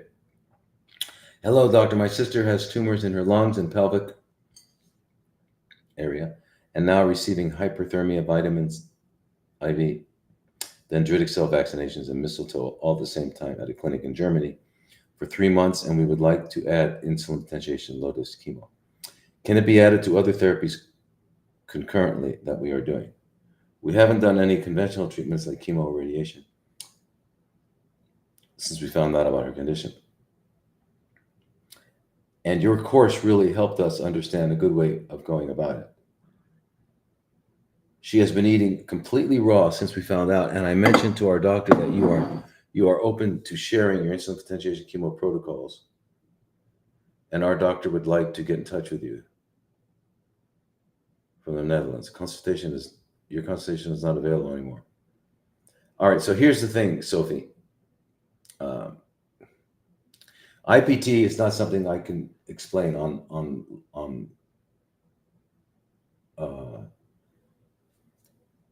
Zoom. I'm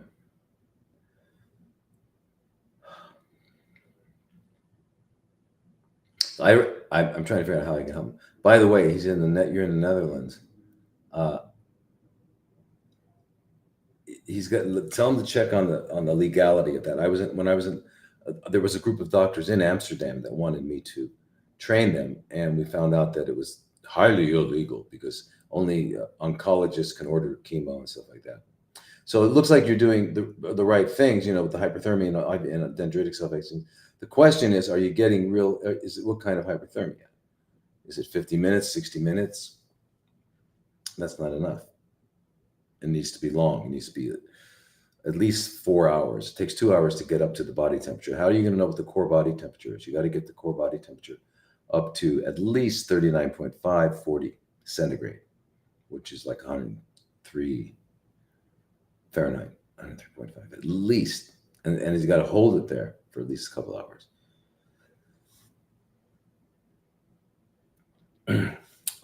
Vitamin IVs, how much?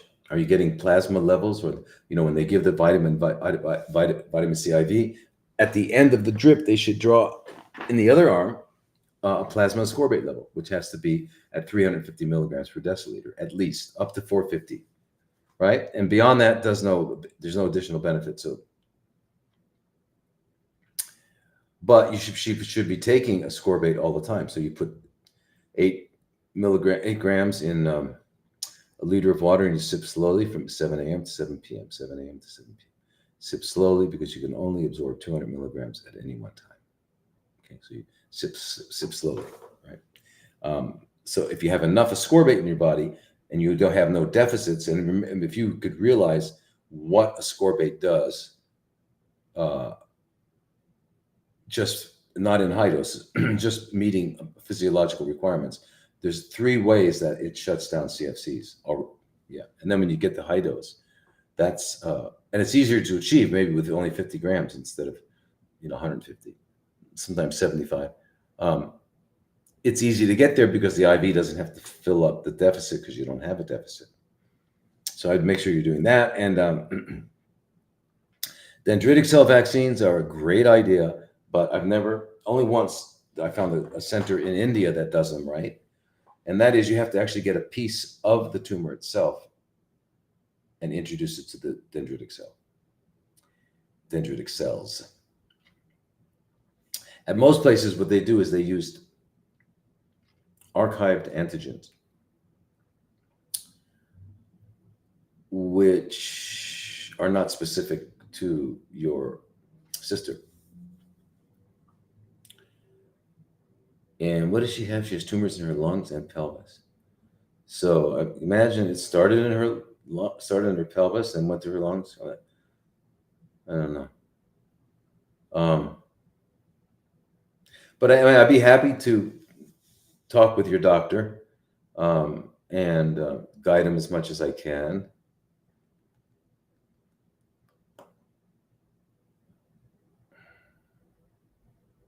I'm not doing consultations anymore.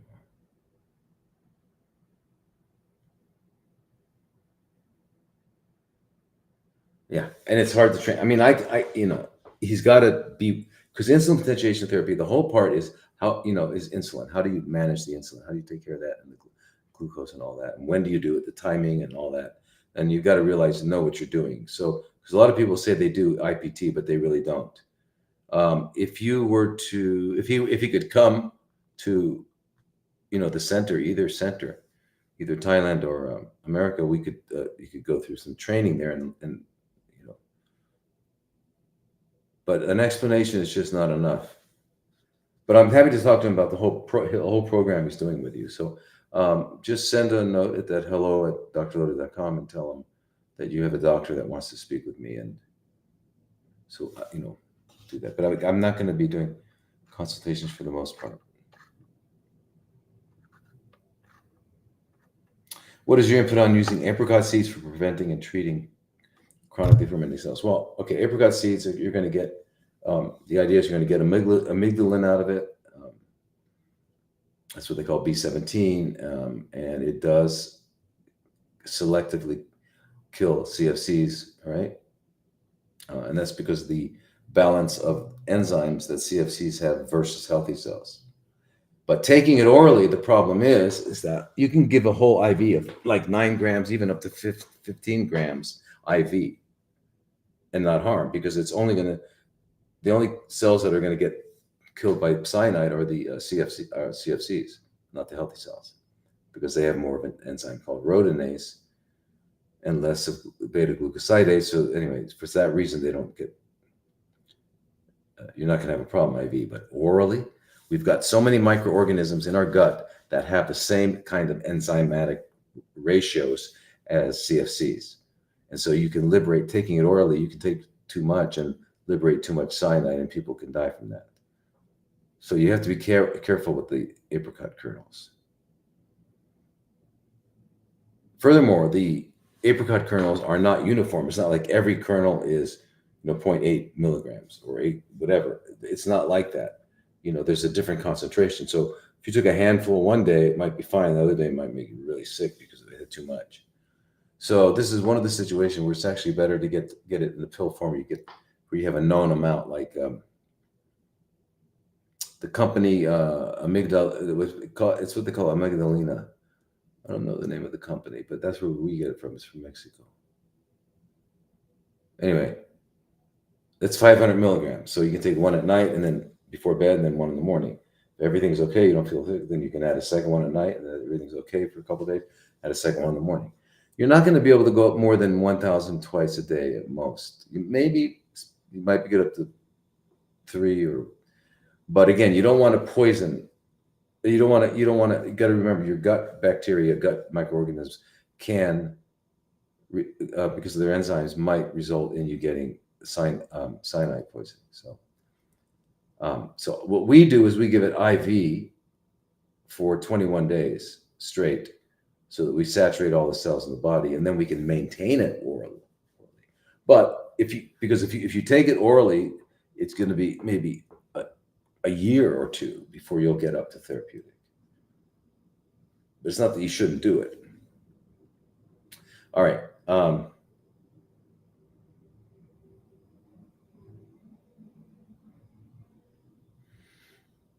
This is from Anna, and would you recommend using metformin to stop CFC access to glucose?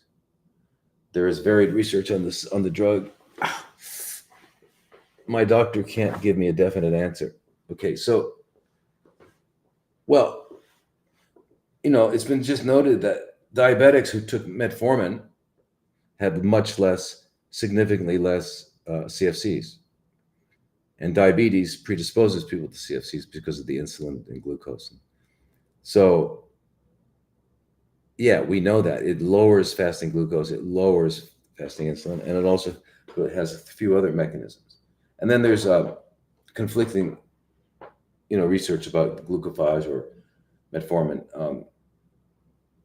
But, we use it. I think it's fine. But you can get the similar effects from berberine, okay, which is, a botanical product. But there's no research to know if you get all the same benefit, but I imagine you do, because it does everything else that you would get from metformin. But it's not just that. You can't. I hope that's not all you're doing. That's one part of a lot of things you're going to do. You're right. You've got to be doing vitamin C, A, and D. You've got to be taking care of your thyroid and iodine. You have to make sure your adrenals are okay, and balance your other hormones. And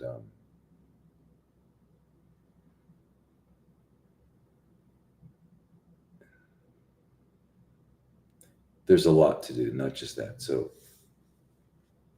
I hope you've been watching for a while, because you can see that the things that I always recommend to people, right? Join our group, our CFC group. That'll be good. Then also I have the Stop Making Cancer, the CFCs. It's a video series, but it doesn't go into this kind of thing. But I will on the CFC group about the whole protocol of what to take and all that.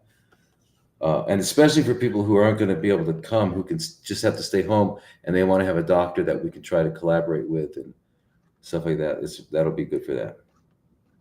Okay.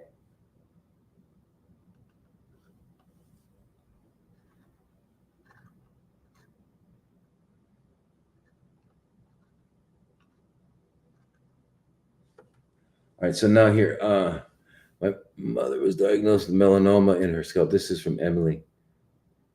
The melanoma in her scalp.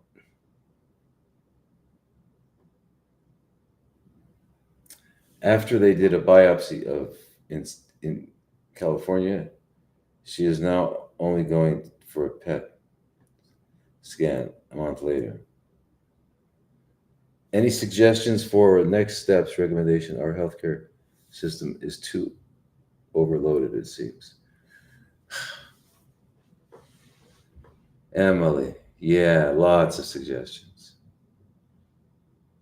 By the way, I don't think there are any healthcare systems in the world. There's disease management systems, but there's no healthcare, because they're not restoring health. They want to battle the tumor. Anyway, that's just semantics. But there's lots of stuff, that we've talked about often. Cleanse your colon, do a minimum 3-week juice cleanse, lymphatic work. You get a certified lymphatic therapist. Colon hydrotherapy twice a week by an experienced colon hydrotherapist.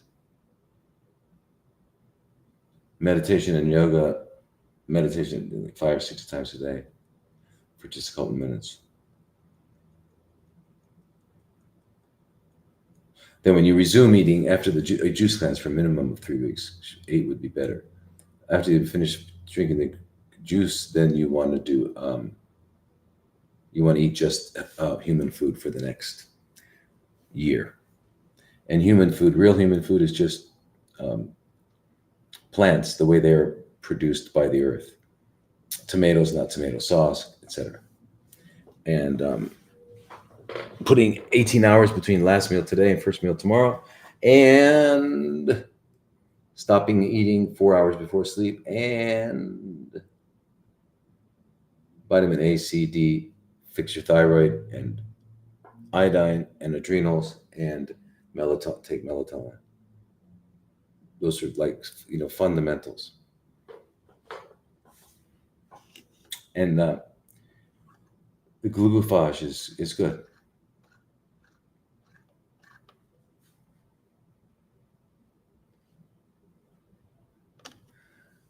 This is, if I said, like, whenever I come here, it's so dry. It's so dry. It's crazy. I itch all over the place. Anyway, okay. So, hello. I'm invasive ductal carcinoma.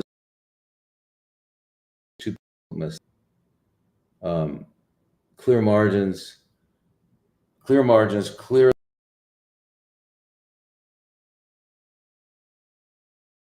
I don't know what that means. That means 4 were negative. Okay. You've had chemo plus radiation, 15 sessions, now tamoxifen for the next 20 years. I'm hearing your speeches and want to stop that BS, what they told me, but don't know where to start. Step by step, kill the stem cells, juicing already, going fasting already, going raw, steamed veggies. Going raw, steamed veggies. Raw is not steamed. There's a difference, right? As you mentioned, going dark fruits, doing low-fat diet, medium to high protein, high fiber, the other stuff you talked about. It's a bit complicated for me to understand sometimes. You're from Canada. Okay, so, all right, well, a lot of things. Iwona, first of all, if they got clean margins and lymph nodes were negative, then why were they doing chemo and radiation after that? It doesn't matter. You did it, but all those things have increased stem cells. So yeah, you want to what gets rid of stem cells? Ivermectin, mebendazole, curcumin, vitamin C, doxycycline, which is going to be, in your case, since it was breast, it's going to be good anyway because it helps prevent metastasis to the bone.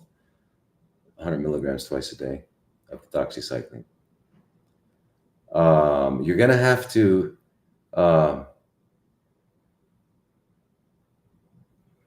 you got to understand, steaming vegetables kills their enzymes. And if you do that to broccoli or cabbage or cauliflower, you lose the benefit. So you've got to take 2 handfuls of broccoli sprouts and blend them in with some nut milk, along with 3 tablespoons of freshly ground flaxseed.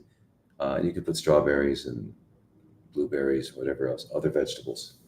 All right, but you want to do that, all that, and then 6 tablespoons with nut milk with chia porridge a day, all that stuff. You need to have a high healthy fat. All right, protein is what? When you say medium to high protein, you're probably talking about flesh, no flesh. Okay. High fiber, you'll get high fiber if you're eating plants. Medium to high protein, no. No, we don't need a lot of protein. We only need 5% of our caloric intake to be protein. That's not a lot. And remember, the protein that's in plants is already in amino acid form, and it doesn't come in a package of saturated fat and blood and stuff like that. It comes in a package of phytonutrients and fiber and stuff like that. So very different. High fat. Why? Because you got to change all of the membranes of your cells so that your cell membranes are strong enough to hold in a minus 70 millivolts, which when you do, there will be no CFCs. So you got to be able to get up to that point. But anyway, there's a lot of things that you want to, it looks like we need I don't know where you are, but I hope we can somehow, get on the CFC group, because then we could talk about your things specifically. And all right, so do that. Get on the CFC group. You want to.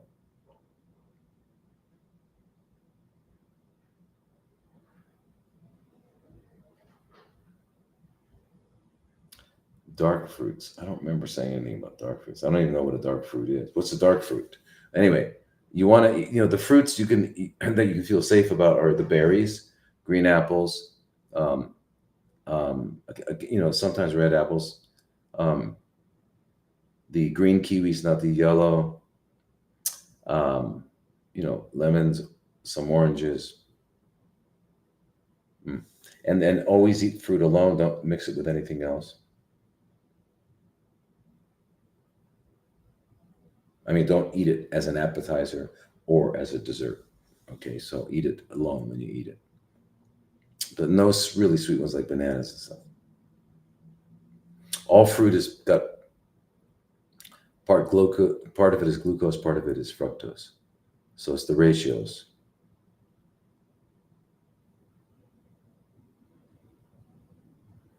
Okay, so is it safe to consume ivermectin 1%? This is from Diana. Safe to consume ivermectin 1% made to inject pigs and cows? The insert says it's ready to use single solution containing 1% ivermectin, 40% glycerol formal, and propylene glycol. No. You don't want that. No, you want to just get ivermectin. I mean, if it didn't have that other stuff in it, if it's for injection, it was still ivermectin's ivermectin.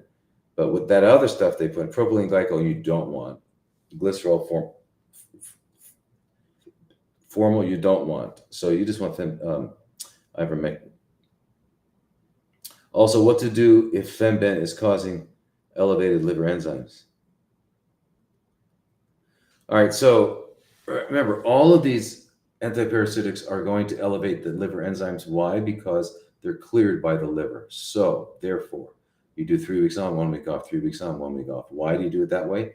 For several reasons. One is they lay thousands of eggs a day, and they keep coming out. So you couldn't get rid of them all in one cycle of 3 weeks on.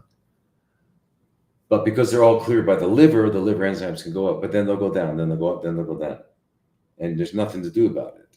You just realize that. But if you started out with the liver problems in the first place, before you ever started, then you'd have to really adjust your doses. So when you say high, I don't know how high you mean. Are they still, the AST and ALT, are they still below 100? Now,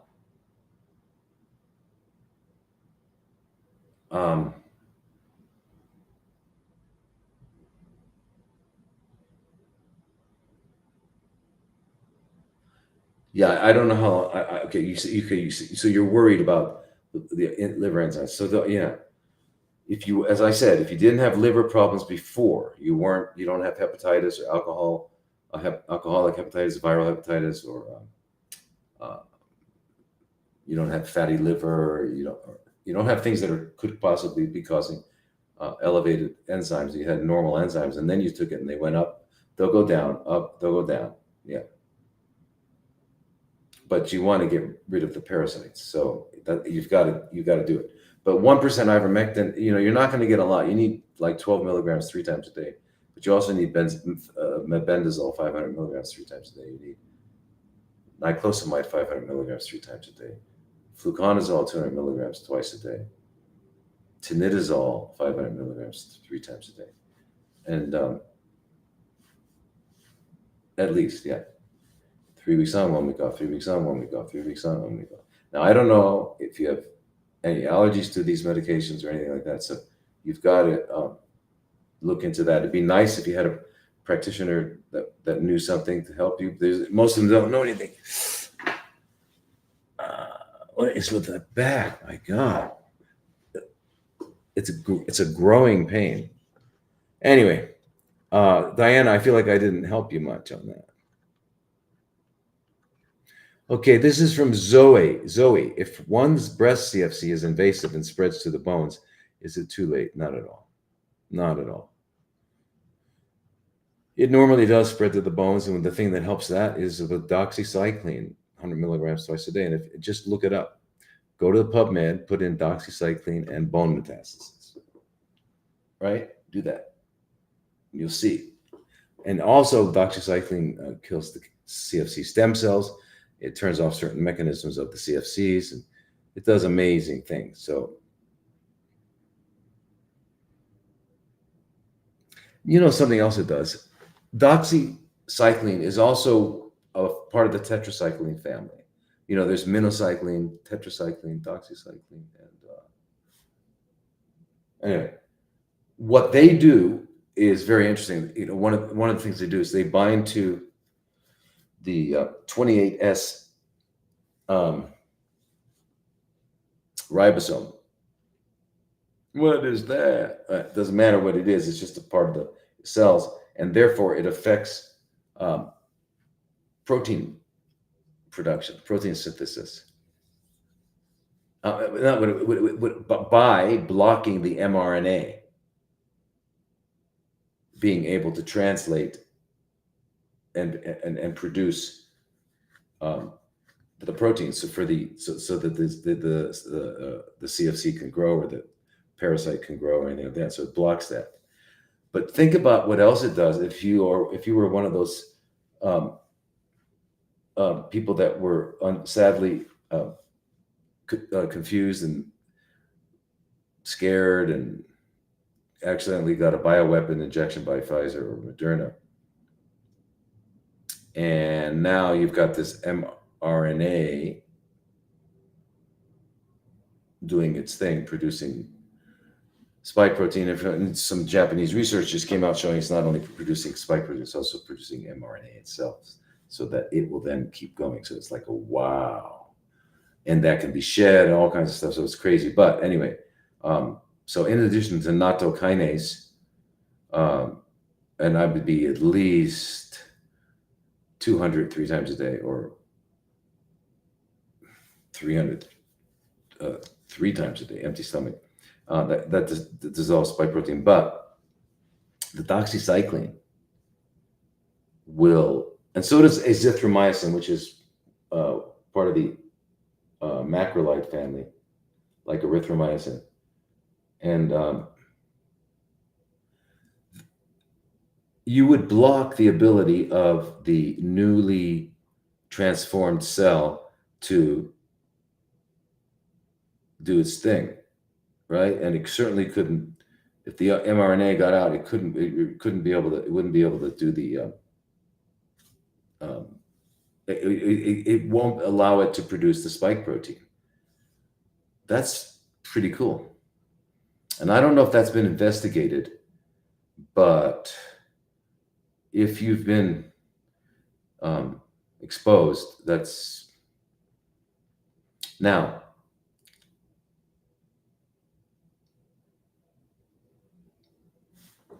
All right, let's go.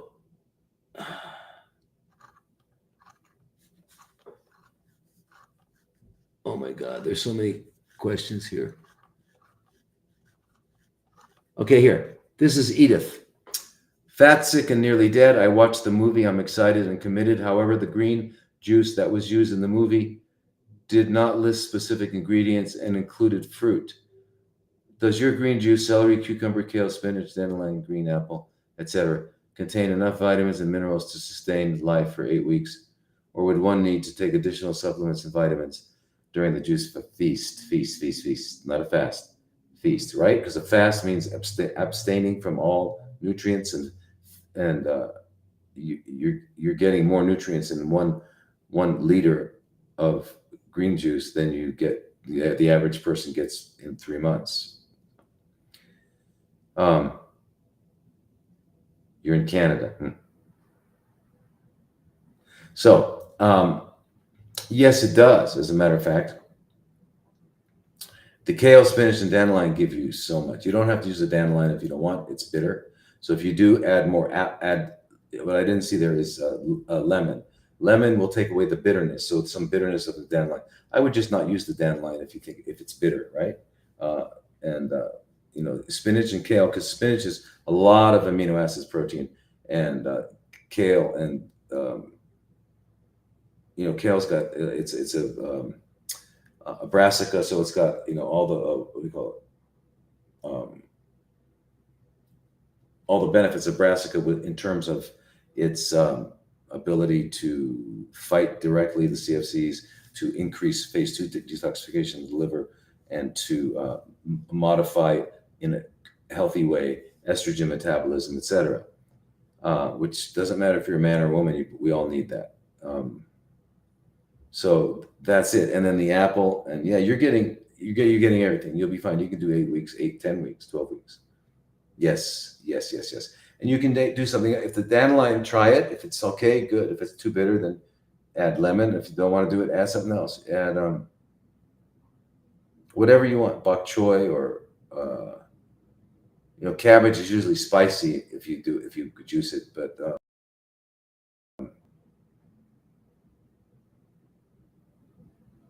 yeah, you can add red cabbage. You can add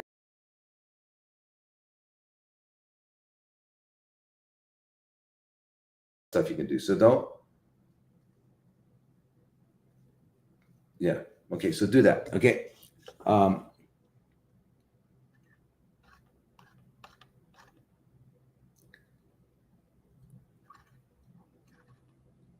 All right, this is from Melinda, and she says, please address if muscle testing is legit or not. Good question. It certainly seems like it is. It's amazing. But I don't know if you can take it as far as people take it by deciding what you should and should not take. Although, then there's different ways to do it. You can do the ring thing. You can do it like you take a substance and you hold it here, and then someone presses down on your arm, and it's weird. You go like this. They hold it up and you press and you fight it. It's easy, right? Then they give you a drug like methotrexate. You put it here, it goes, and then you put vitamin C here. It doesn't move. Vitamin C. It's just crazy. I don't understand the mechanism. I don't think anyone does. But so it works. But I, like you, I'm always skeptical about things like that. That I can't. I wouldn't rely on it only. However, I would take it. I would consider what it tells you very seriously. So it really depends on the situation. But I know a lot of people that do their whole practice on that. And it's energy medicine. It's talking to the body, and all that. I don't know. There's so many variables involved with that. It's really hard to say. But some people swear by it, and I don't know if they swear, but some people really use it a lot. All right. So anyway, Facebook. Gloria is saying, how do you feel about full body thermography? I think it's great. I don't know how. Remember, it's only giving you blood flow. Right. And so that seems to be associated with CFCs and things like that. But I wouldn't rely on only that. I would do, if you could do a full body ultrasound, they have 3D ultrasounds now that are very, very good. Ultrasound, it's not going to hurt you. And thermography, I just don't know how good it is at different aspects. How deep it penetrates. Can it pick up the heat from the pancreas?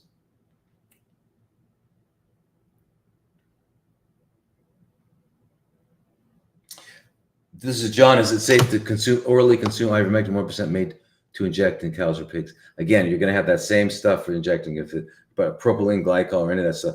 You just got to get plain ivermectin, and you can get it. Get the ivermectin paste that they have at veterinarians or feedlots, stuff like that. All right. So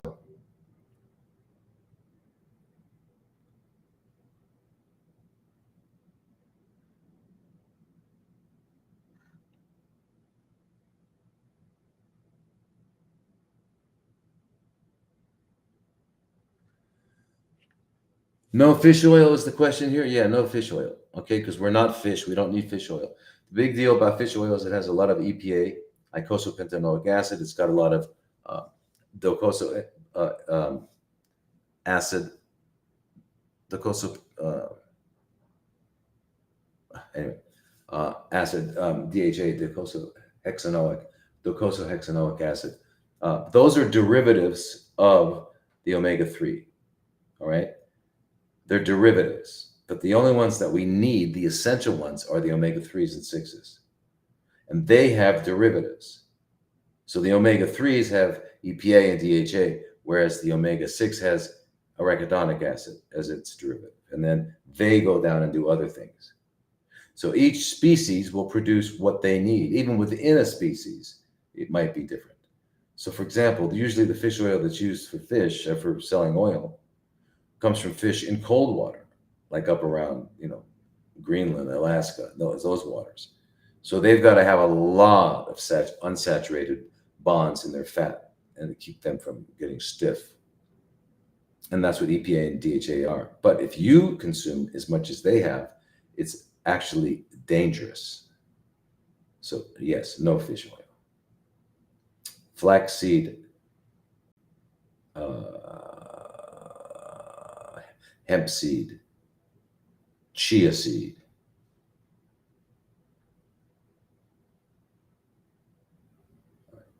Oh my gosh, it's late already.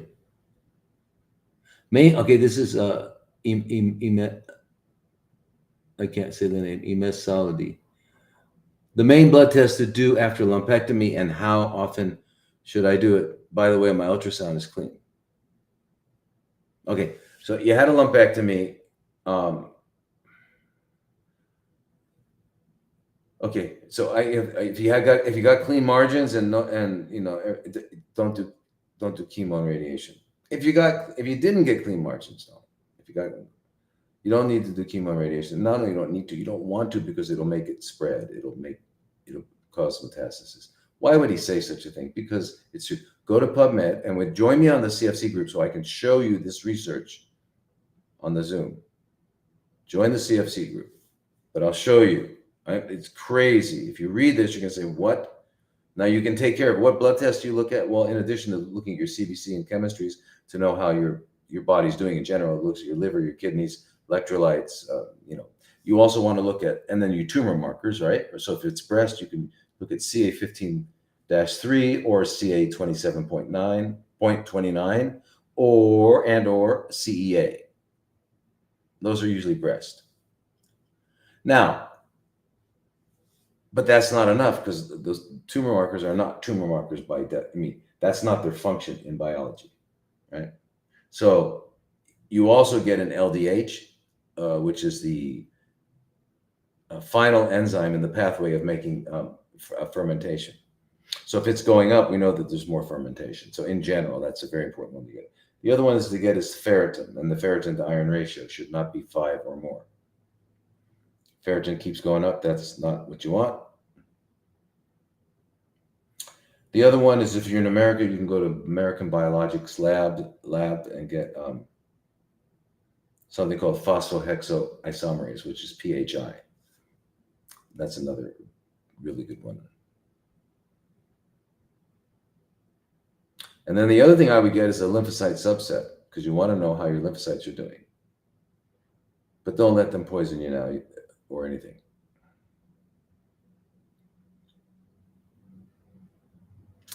And remember, the surgery caused things to spread, so you really got to make sure taking all the anti-stem cell stuff like we said before, the mebendazole, ivermectin, curcumin, and breast doxycycline,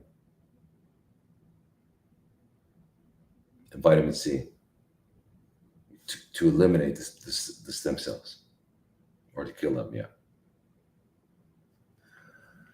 So anyway, wow, 7:15. I gotta run, you people, and thank you again. I'm sorry for the late start, but anyway, and there's all these questions I didn't finish.